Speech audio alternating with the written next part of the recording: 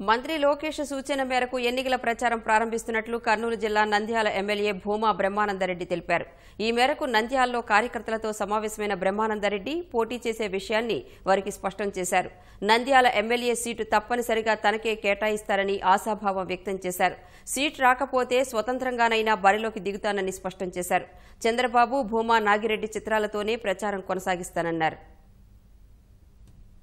చాలా మంది ఈ రోజు నాకు టికెట్ రాకూడదు, మాకు రాకపోయినా పర్లే, బ్రహ్మానందరెడ్డికి మాత్రం టికెట్ ఇవ్వకూడదు అని కూడా మాట్లాడడం జరిగింది. పక్క కాన్స్టిట్యున్సీలో వాళ్ళు కూడా దాని గురించి మాట్లాడడం జరిగింది.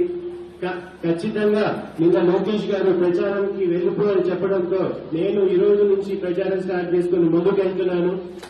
ఇంకా మీ అందరికీ కూడా ఇంకొక మాట ఇస్తున్నాను.